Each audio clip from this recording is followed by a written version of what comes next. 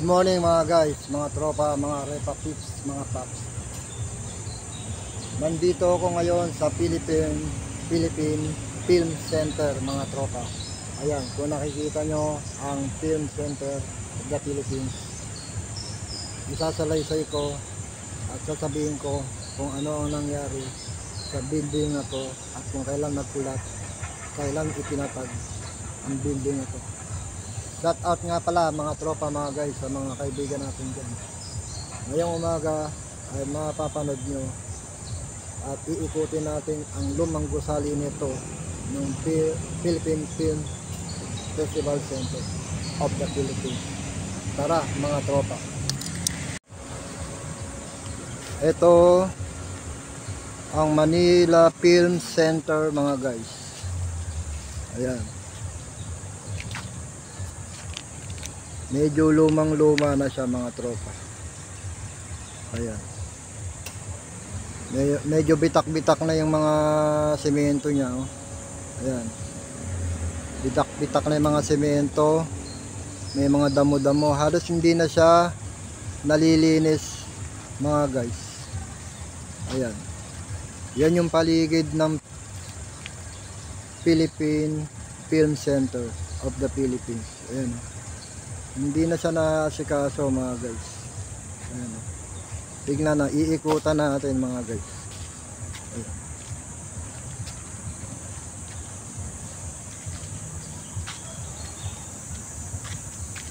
Ayan. Tignan nyo mga guys ang kanyang paligid. Ayan.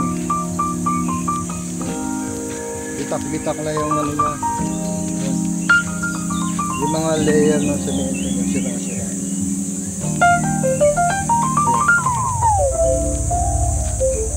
Yung mga step ng semento hindi na rin masyadong matibay. Kung inyong nalalaman mga guys, mga tropa, mga kabarangay, itong Manila Film Center ay itinatag noong natapos ito noong 1982. Ito ay bumagsak o bumuho mga tropa.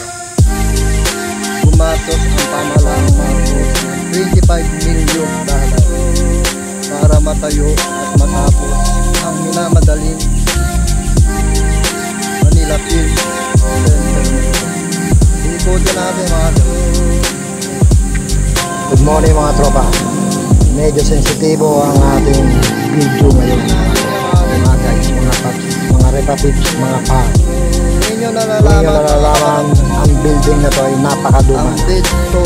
Ngayon bago na ang ating presidente, hindi man lang ito ay nakakaso mga guys, mga 69. Kaya alam nyo na kung mauungkado ang building na to sa kasalukuyang administration, siguradong may tapang madaling araw November 17. Kung inyo pong nalalaman mga guys, mga tropa, ang building na ito ay pinatayo ng ating presidente Marcos ng kanyang kapanahonan, sapagkat ang building na ito mga guys ay dito gaganapin ang unang Miss Universe ng Pilipinas na tatampukin at sasabihan ng ating Miss Binibining Pilipinas.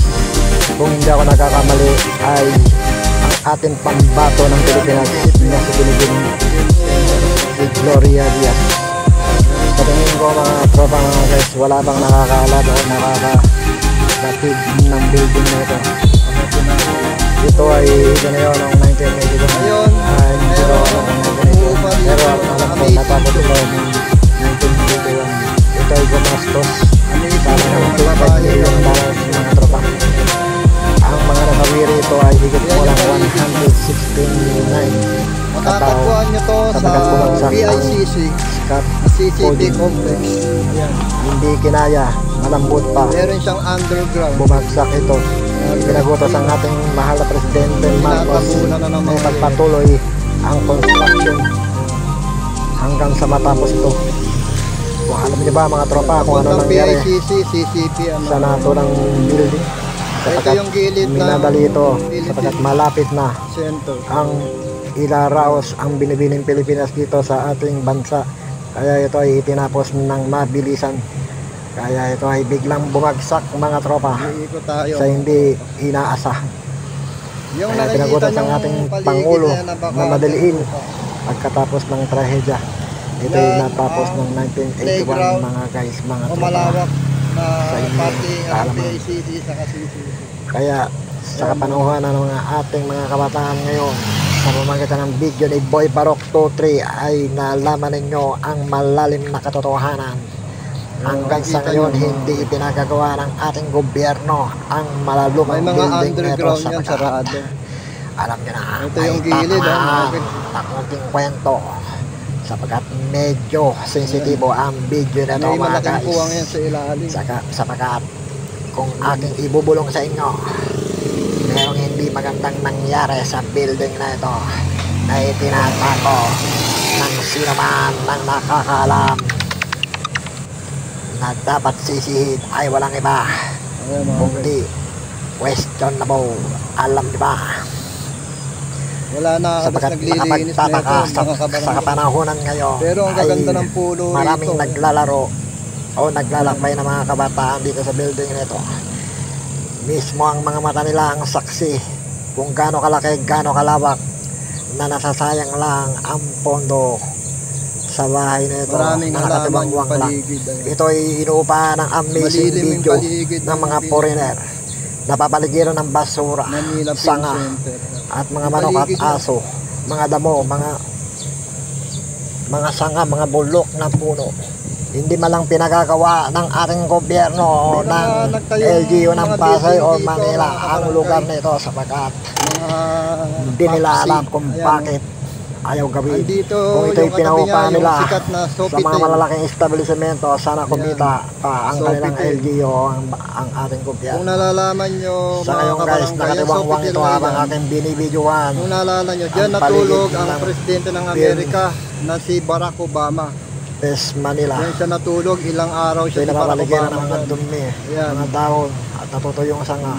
Sayang ang building Ito, na ito. umiikot Kung tayo. ito ay tinirahan ng Film mahihirap Center of the Philippines. na nasunugan o Manila gawing Film Center. Ayan, evacuation ng mga mararatang nating puro mga Pilipino tagpi-tagpi na yan, mahirap, guys. ay ito ay napakinabangan ng ating mga Pilipino sapagkat ito ay nakatiwangwang na mahabang Yung panahon gate niya, mga hindi tropa na mga madaanan, guys. saradong sarado. Kaya sa video ito, Puro damo. muli nating Puro bubuhayin butas, puro ang tagpi-tagpi. mga nagdaan na makadumang Puro kwento basura, ni Boy mga- Barok 23. Ayan, tingnan nyo guys, Halos puro hindi basura. Tagpi, bitak, bitak. Napabayaan Ito yung na ng dahon, puro hayop ang nakapaligid dito. Alas wala ka na makikitang gwardya mga tropa mga guys. Manila to. Yan. Kaya sa video ito ay inyong masasaksiyan na nasayang Dito lang rin yung matatagpuan ang yung mga pera natin na 25 building ng billion mga dollars Chinese, Korea. sa kapanahong remain Dito, ng dito yung Marcos. social security system. Kaya guys, subscribe and follow and like sa video na Boy Barok 23. Yung kung gusto mo Itutuloy kumain po mga Chinese, ang Korean inyong restaurant, panonood. dami Dito lang ako. Bye-bye. Mga Korean food, Chinese food, marami rito mga guys. Sobrang init, mga tropa. Ayan oh. Napakalaki na ito. Mga nasa ano to mga guys. Kulang-kulang 1.5 hektarya laki na ito. Ito yung katabi niya mga building oh, mga bago. Ayan, mga Chinese, Korea, Japanese. Ito. Dito mga guys, may mga naka-stack na mga kahoy, cabinet, upuan, ayan. May mga tao diyan, mga gwardiya. Ayan. Oh. May malaking ano rito, hindi ko alam kung ito mga guys, oh. May malaking puwang. Oh. Sa ilalim. Ito exit din to mga guys, oh. Ito yung mga malaki. Yan, ito guys yung likod oh. Ayan oh. May tindahan dito si ate. Ayan.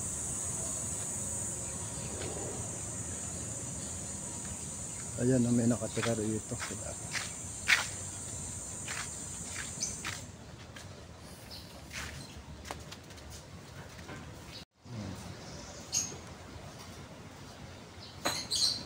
Paano yung nilikaduhan mo na yung paa? Ayan, may timbangan dito.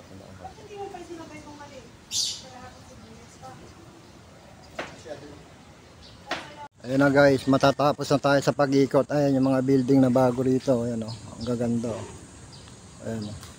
Malapit na natin maiikot to mga guys. Konti na lang. Medyo nag-iinit na yung baterya natin. Sobrang init dito.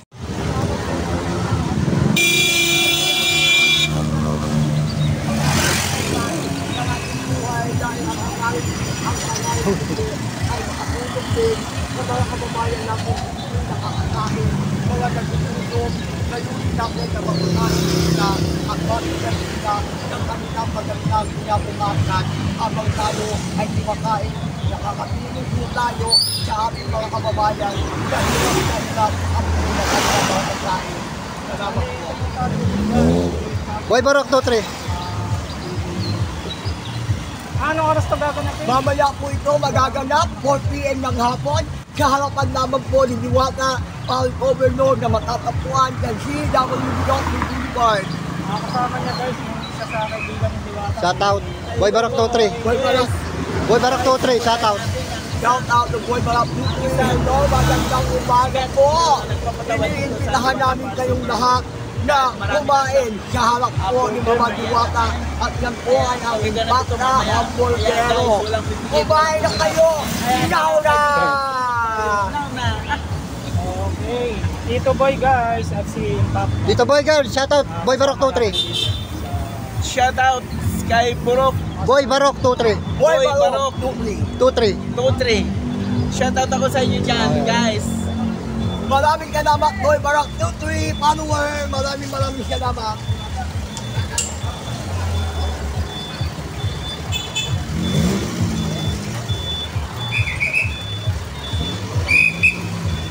Guys, marami pa rin tao rito. Sa Pasay, kay Diwata, mga tropa, yan. Ano pa. Grabe, oh. Halos hindi mahulugang karayo, mga tropa. Ayan. Oh, kaway lang, boss. Kaway lang. Oh. Shout out, Boy Barok 2-3. Oh, ayaw ni boss. Oh. Okay, shout out eh. Kaway, ayan si ate. Grabe. Ayan, pila oh, mga tropa. Hindi pa rin nalalaos ang Pasay Diwata. Ayan. Ayan. Ayan, hindi pa rin nalalaos oh. Grabe mga tao. Oh, kaway lang, kaway. Kaway, shout out. Kaway. Boy Barok 2-3, shout out. Ayun na, malis na. Ayan. Grabe. Hindi pa rin nalalaos, ang dami pa rin. Ayan ito, hindi mahulugang karayom. Ayan.